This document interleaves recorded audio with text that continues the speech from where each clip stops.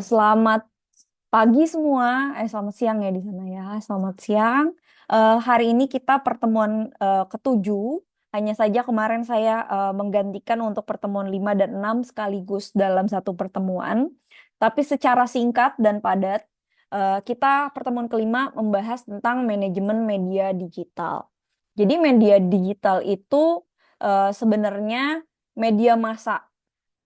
Jadi sebelum kita di era modern yang saat ini gitu ya. Jadi bisnis itu hanya bisa dilakukan para pemilik modal. Hanya saja di saat-saat ini kita di media digital, di sosial media, kita tuh sudah mulai untuk menopang kelanjutan usaha, di mana kita bisa jadi affiliate, kita juga memperkuatkan persaingan gitu ya. Jadi memang ada revolusi industri dan teknologi yang mengubah semua bisnis maupun distribusi dari ikan tersendiri. Nah, di situ pun kita komunikasinya juga jadi berbeda ya. Mungkin zaman adik-adik masih komunikasi, sempat mungkin adik-adik mencoba handphone yang hitam putih, menggunakan handphone telepon genggam yang hitam putih? Enggak. Tidak ya, sudah langsung warna ya. Oke, jadi zaman dulu mungkin masih menggunakan message gitu ya, SMS gitu ya. Belum ada aplikasi-aplikasi yang memang muncul saat ini. Jadi komunikasi pun jadi berubah dengan kemajuan teknologi saat ini. Mungkin kalian ngechat WA jarang dibales, tapi kok orangnya update status ya di Instagram maupun TikTok gitu ya. Kita langsung bertanya-tanya nih di sini gitu ya dengan teknologi perkembangan ini. Nah, begitu pula media massa. Jadi, pada media massa ini, komunikasi itu menggunakan sarana dan peralatan yang dapat menjangkau massa sebanyak-banyaknya dan area yang seluas-luasnya. Jadi, kalian bisa nih, misalkan kemarin saya lagi di China gitu ya, saya masih komunikasi dengan kalian gitu misalkan, jangan lupa ya untuk ini. Tapi zaman dahulu, saya dulu, saat berkuliah di Rusia, saya untuk menghubungi orang tua saya itu sangat sulit gitu. Saya hanya, bisa untuk message gitu ya. Dulu masih zaman BlackBerry gitu ya. Nah, tapi BlackBerry di sana tidak masuk gitu untuk, link, dapat BlackBerry Messenger-nya tidak dapat untuk semua negara. Sedangkan saat ini kita WhatsApp aja dengan yang penting ada sinyal WiFi, kita bisa dapat berkomunikasi seluas-luasnya gitu. Jadi di sini media massa ini atau membuat komunikasi yang disampaikan menjadi besar gitu ya, seluas-luasnya jangkauannya. Mungkin saat ini pun saya dengan kalian yang berbeda wilayah, berbeda jam gitu ya, kita juga bisa menyambi untuk mendapatkan ilmu maupun mengadakan pengajaran saat ini. Nah, di situ pun untuk komunikasi kita melibatkan organisasi profesi besar. Jadi penonton ratusan ribu gitu ya, jutaan, ya tidak ada umpan balik langsung. Nah, di sini contohnya ada yang sudah coba TikTok, Instagram, posting terus ada yang menonton jutaan orang?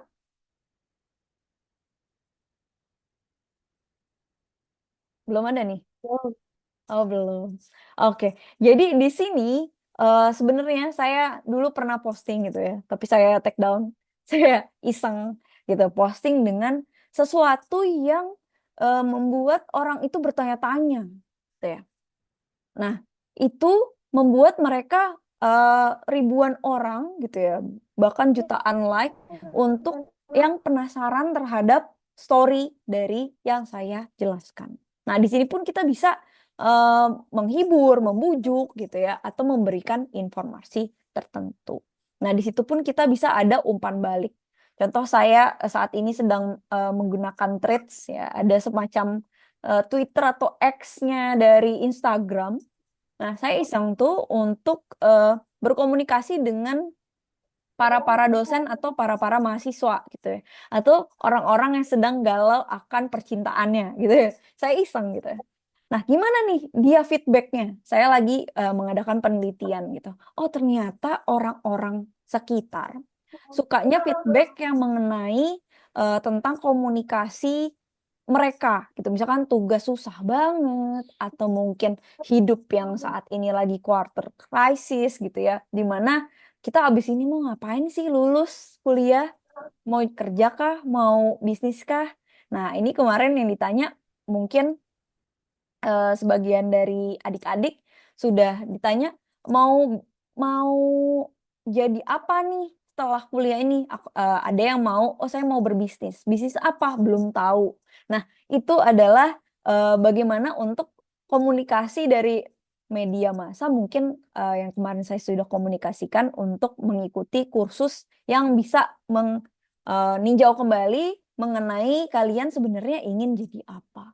Nah, coba nanti bisa dicoba kursus gratisnya. Karena nanti mungkin kalau UAS saya ambil 40%-nya dari sertifikasi khusus tersebut. Dikarenakan kalian sudah belajar mandiri untuk hal tersebut. Nah, jadi di media massa ada 5 karakteristik nih. Pentingnya untuk komunikasi massa. Jadi ada penyampaian satu arah. Jadi kalau kita misalkan di surat kabar atau kita share di sosial media yang bukan live ya. Nah, itu adalah satu arah. Kita posting sekali terus kita tinggal ya udah mereka akan melihat dengan satu arah di mana menonton kita gitu atau mungkin mendengarkan dialog kita, mendengarkan pembacaan kita atau seperti apa untuk membaca postingan kita. Nah, media massa juga mampu menjangkau khalayak secara luas ya. Contohnya ya, saya menjangkau posting misalkan di WhatsApp menjangkau sampai ke kalian gitu ya dengan beratus-ratus kilometer gitu ya. Nah, di situ pun dapat sampai sosok desa terpencil yang mungkin saat ini menggunakan Starlink mungkin gitu ya. Ada dari internet yang memang dari beberapa yang nyampai sampai terhadap pelosok desa pelosok terkecil. Nah, ini meraih mungkin nih untuk berusaha mendidik gitu ya. Jadi di mana nanti kalau kita ada interaksi sesuatu, kita mempengaruhi tatanan politik, sosial, dan ekonomi di mana itu berada. Nah, media massa juga diadakan menurut Rights nih ya. Jadi tahun 1974 di mana produk informasi yang didistribusikan secara luas. Jadi ada pengawasannya.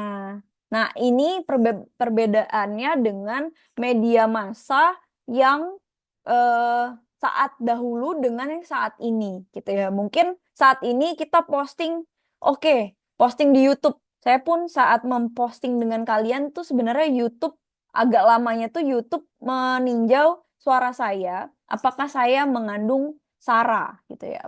Jadi ada yang berita-berita hoax atau apa gitu ya. Mereka tidak akan menerima postingan saya tersebut gitu ya. Di situ ada surveillance-nya atau pengawasnya. Bahkan juga untuk di bagian penerbitan buku, penerbitan majalah ataupun juga koran gitu ya. Kalau kalian lihat itu mereka ada pengawasnya dan ada orang hukumnya di bidang itu. Bahkan untuk YouTuber maupun subscriber atau mungkin yang besar dan em, ya itulah yang dapat kita bilang selebgram, mereka pasti memiliki kuasa hukum di situ karena takut untuk melanggar apakah mereka posting karena banyak yang follow, banyak yang subscribe, ada yang melanggar peraturan undang-undang ITE gitu. Nah, kemudian adanya menafsirkan atau interpretation. Nah, di sini peran media ini eh, ada proses menafsirkan di mana jadi masyarakat juga mengomentari. Jadi ada urutan prioritas-prioritas di eksekusi masyarakat sendiri. Jadi memang untuk konteks kekinian nih, kalian bisa untuk melihat lagi untuk peristiwa yang ada. Nah, kemudian untuk values atau nilai, nah di sini ada transmisi nih atau socialization, di mana pewaris nilai-nilai. Jadi mewariskan nilai-nilai yang ada di lingkungan tersebut. Anggapannya, misalkan saya saat ini eh, berbicara terhadap adik-adik kalian gitu ya. Menurut orang Padang, kalian ini tidak etis atau tidak beretika saat kayak saya membicarakan kalian gitu ya.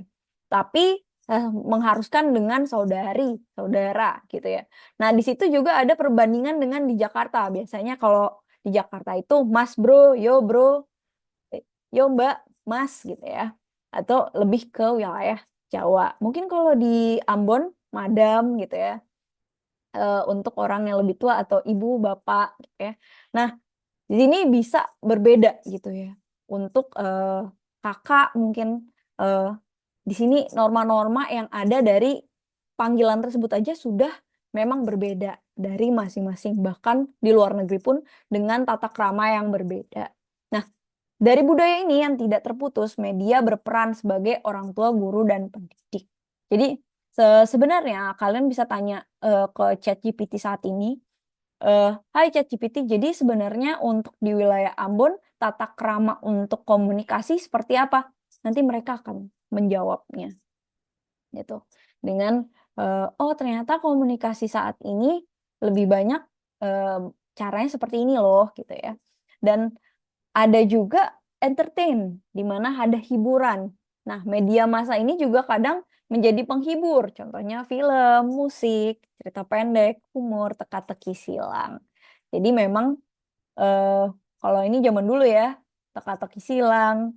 Ada yang masih ngisi buku teka-teki silang. Kalau waktu senggang mungkin lebih ke scroll-scroll Ada. sosial media ya. Kalau kalian nonton Scroll Dilan, TikTok. scroll TikTok ya. Jadi memang di mana kita sekarang ini berubah sekali gitu ya. Kalau kalian nonton film Dilan atau Milea gitu ya, itu mereka masih menggunakan kata silang, buku, sampar, misalkan untuk berkomunikasi ya datang ke rumahnya. Nah, kalau untuk mendengarkan, mendengarkan lewat radio atau menonton televisi.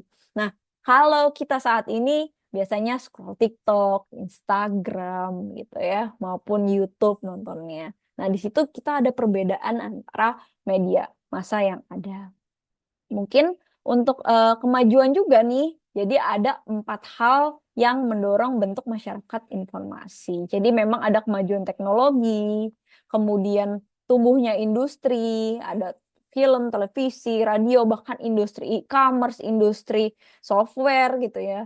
Kemudian ada budaya masyarakat yang memang saat ini isu-isunya berkembang yang katanya Gen Z itu adalah gen strawberry di di dicolek dikit, nah eh, apa ya, hancur gitu misalkan seperti itu. Nah, ada juga yang mereka cepat bosan. Mungkin kalian adik-adik saat ini cepat bosan gitu ya. Ah, ini apaan sih? Ini eh, teoritis gitu ya. Karena memang komunikasi ini yang sebelum UTS teoritis ya. Tapi nanti kita akan praktik di setelah UTS. Oleh karena itu kalian harus mendapatkan sertifikat terlebih dahulu. Kemarin 2 minggu ini saya harap kalian bisa untuk dapat sertifikasi tersebut gitu. Untuk agar dimix dengan komunikasi kita saat ini gitu ya. Sosial media dan digital ini sangat besar dan ada regulasi pemerintah yang memang sudah mulai aktif di bidang sosial media. Bahkan presiden saat ini aja eh, aktif ya di sosial media. Bahkan kucingnya subscribernya sudah banyak sekali. Oke, jadi memang ada konvergensi media di mana mungkin ini saya copy-copy ya, maaf. Jadi ada internet yang berasal dari jaringan komputer. Jadi memang zaman dulu, eh, mungkin zaman ibu bapak saya kali ya. Nah, itu di zaman tahun 90-an mungkin mereka masih berkuliah gitu ya. Mereka masih menggunakan komputer yang segede-segede, ada yang masih pakai televisi yang tabung di sini, atau semuanya sudah pakai. Ada, Ah, nggak ada ya? ada, Oh, ada. masih ada.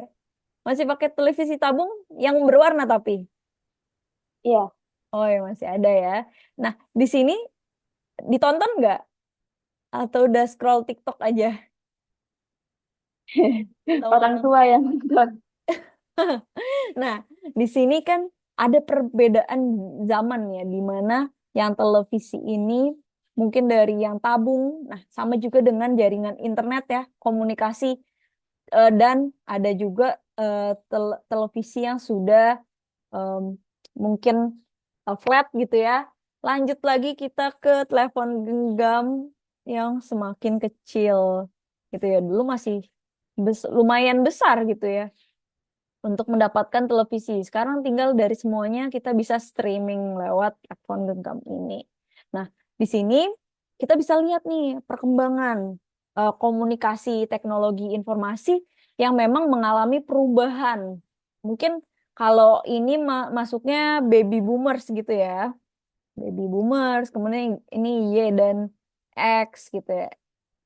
Nah, ini Gen Z gitu ya. Mungkin sekarang semuanya udah pakai X, Y, Z, udah pakai Gen X, Y, Z, udah pakai handphone gitu. Bahkan mungkin Gen Alpha saat ini.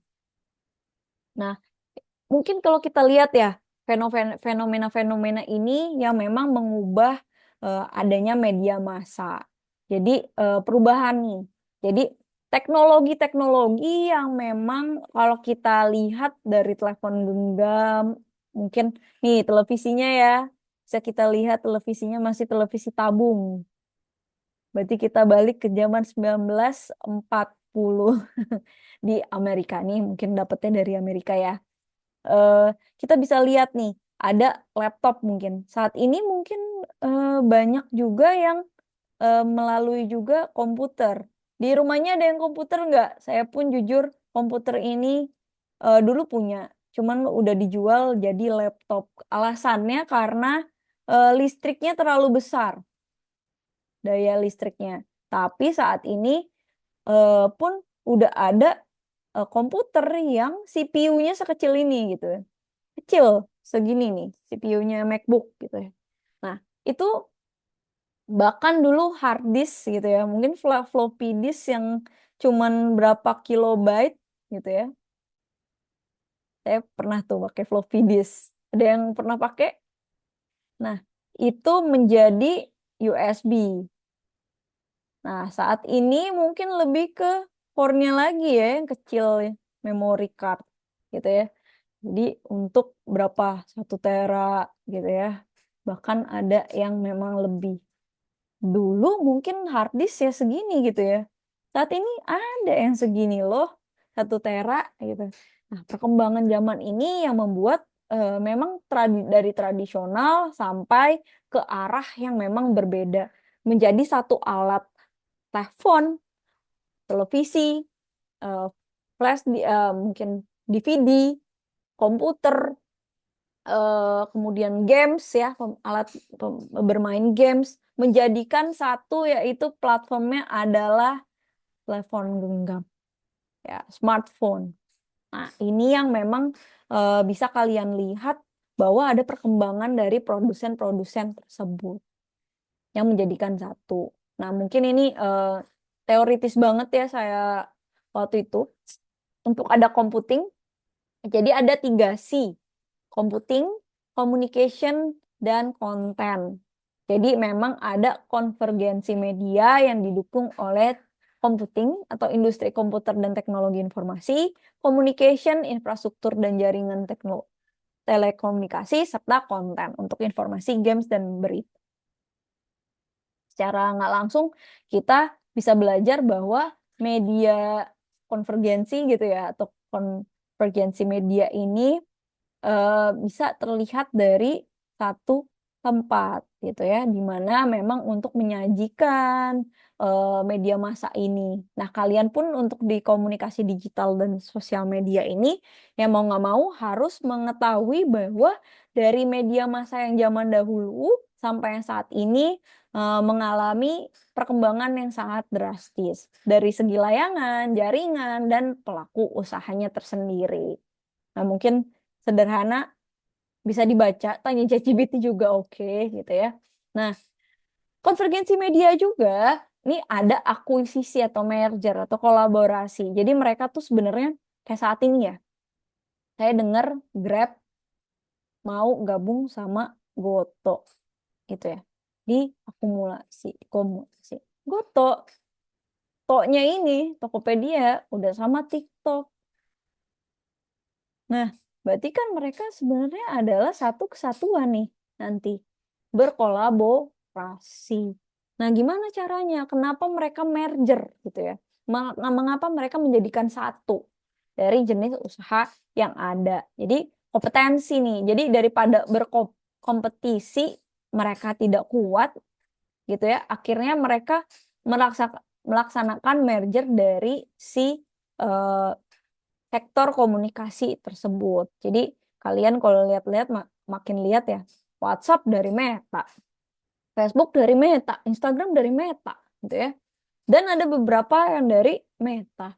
Nah, di sini mereka semakin lama ya mau nggak mau ada monopoli pasar di sini yang memang ada beragam.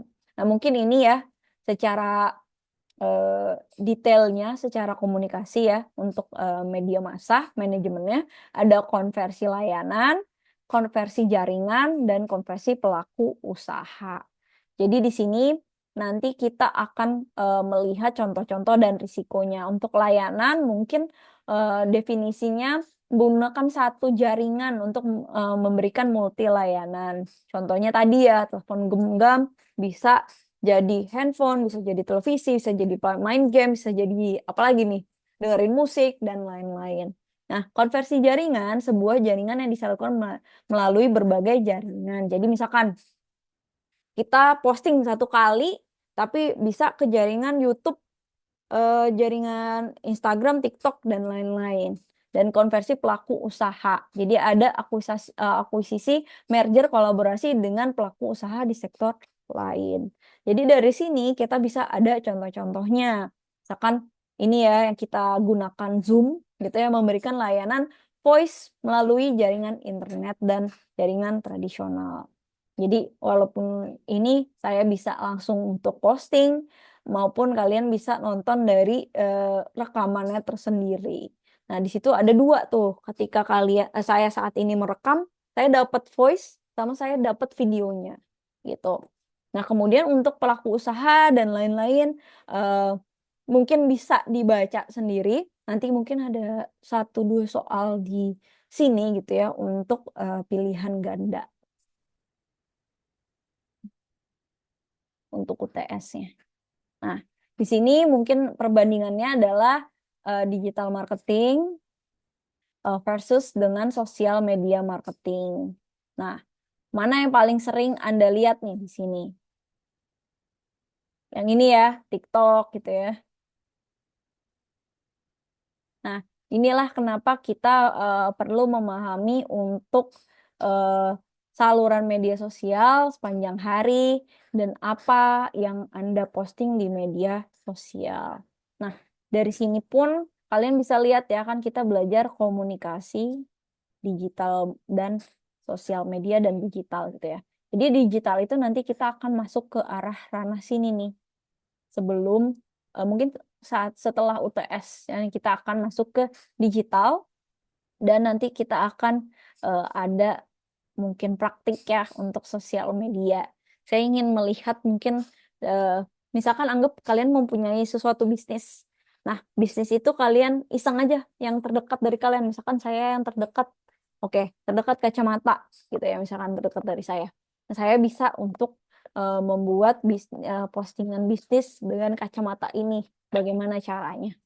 Gitu ya. Mungkin lebih ke jadi affiliate kali ya untuk sosial media. Kalau misalkan belum ada bisnisnya, tapi kalau udah punya bisnis, wah bagus sekali gitu ya. Dan ada digital marketing. Nah, digital marketing ini sebenarnya lebih kepada untuk kalian menjual produk gitu ya, bisnis. Nah, ini untuk gimana cara buat kontennya, kemudian gimana cara buat videonya, nanti gimana cara mendapatkan dari per kliknya itu. Nah, ini juga ada Instagram, Facebook, YouTube, dan Twitter atau X ya, dan ada TikTok juga. Nah, ini gimana caranya kita bisa mempasarkan mereka. Nah, itu perbandingannya adalah seperti itu. Jadi nanti mungkin kita bisa belajar Ini adalah pertemuan kelima. Eh, ini adalah pertemuan kelimanya. Mungkin untuk pertemuan lima dapat dipahami? Kita next ya. Oh, Oke. Mungkin